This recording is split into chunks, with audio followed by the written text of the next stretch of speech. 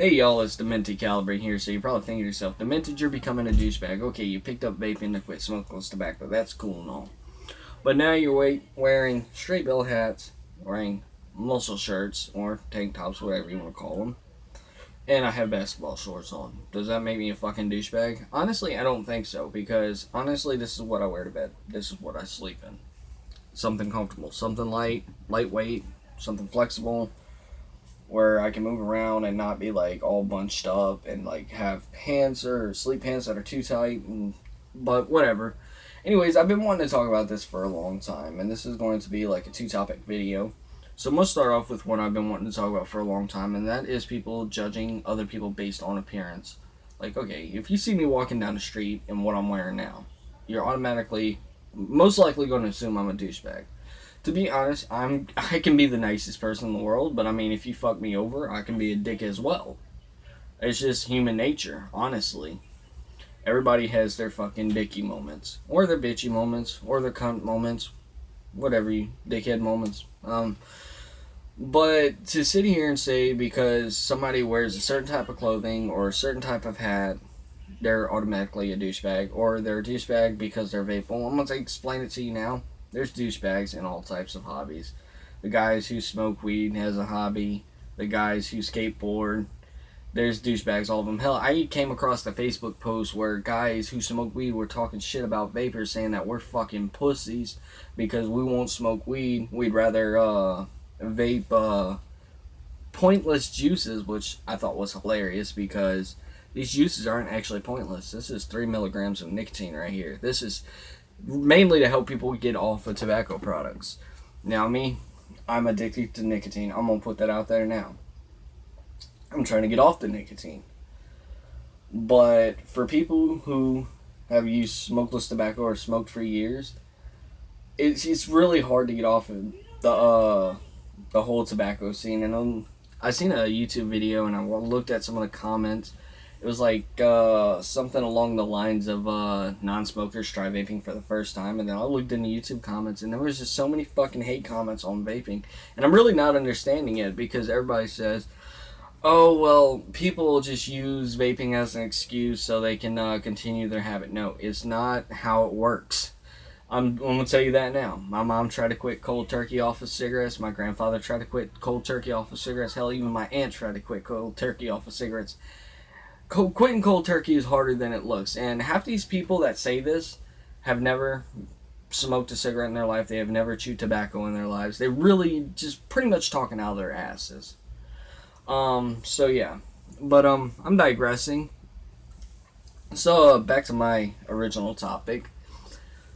You should not judge somebody based on what they do or based on their appearance because it just makes you look like a jackass in the end. It really does. And to say somebody's a douchebag because they like blowing out huge fucking clouds, that's kind of wrong as well because I like blowing out huge fucking clouds. I do it in my fucking house. I do it in the fucking man cave, the shed, where I normally, like, the time I did that, Kershaw knife. That was actually in the man cave and I was using that little magnifying glass to, pretty much enhance the image a little bit. So, to be honest, I really don't like. Whenever I go out in public, yeah, I'll bring my RDA. But you know what I do? I turn the wattage down and I'll cut most of the airflow off and get it to as if I was smoking like an e-cig or something.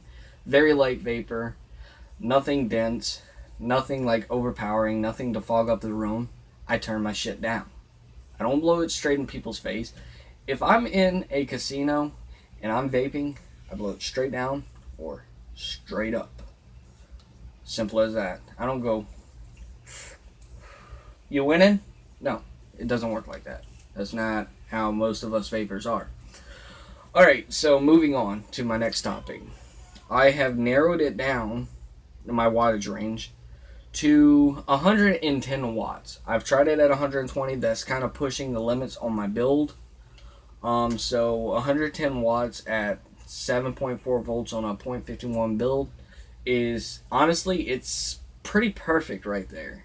Because like I get the good flavor, I get thick clouds, and believe it or not, I'm not going through as much e-juice as I thought I would. Now, at 120 watts, this thing guzzles e-juice. Like, it's an e-juice whore. Or a juice whore. And none of that has to do with the way I wick. I wick properly. I wick like pretty much everybody else. Make sure that it's not too tight, it's not too loose, it's just right. Cut off the excess cotton. Tuck it in. Oh, you know the fucking drill. And then drip, drip, drip. That's going to be my new fucking motto. Drip, drip, drip. Like, honestly, whenever I drip in a video, I'm going to be like, drip, drip, drip, drip.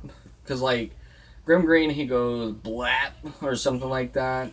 And I forgot what Ruby Roo does. Tia Vape, she doesn't really say too much whenever she's filling her tanks or, like, dripping on her atomizer or her RDA. And, Rip Trippers, don't really know much about him either. But, it's gonna be drip, drip, drip, drip. I think Rip Trippers actually does the whole drip, drip, drip thing. Inspiration, I guess. I'm not trying to, like, take his motto or anyone's motto. It's just, I was sitting in bed earlier today. Is it still today or is it the next day? I don't know. I'm kind of confused on my time because my controller's all the way over there and I'm using my phone to record. But I was just sitting there and like I sent one of my vaping friends a message and it was just like drip, drip, drip. It was fucking hilarious and she about died laughing. But nah, 110 watts, it's perfect.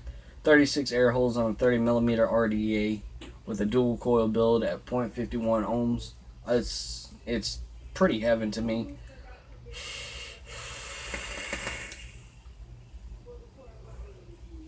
And the fucking clouds are insane, and you may not be able to tell that on camera. But looking around in my room right now because I have my little standing fan turned off and I have my ceiling fan turned off.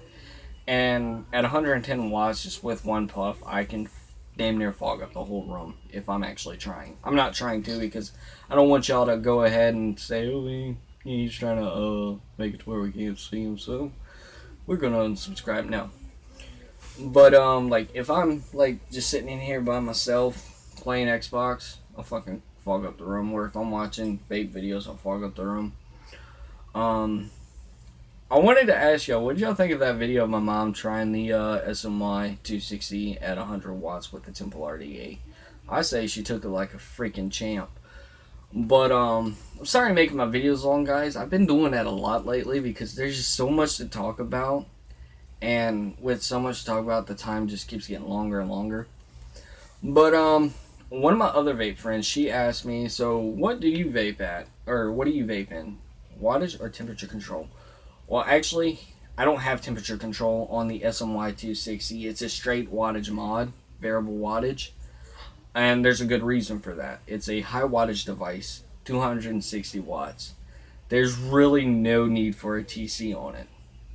Most you're going to be building on here is fused Claptons, Kanthal, and fucking aliens, especially with this monstrous RDA. Yes, you can actually fit aliens on this RDA. I'm not shitting you. I've seen people do it. I've also seen people do braided coils, or not braided, but twisted coils. And some of the shit that people can do with these RDAs, the Temples, it's just amazing. And what I like about the Temple, and I forgot to mention this in my quick review video, is that no matter what build you actually have in this Temple RDA, with the airflow that it's running, you get decent vapor all across the boards. You don't really get any dry hits if you drip adequately or you drip enough. So, like, if you know how to tell when you're starting to get like a dry hit, it's time to start dripping.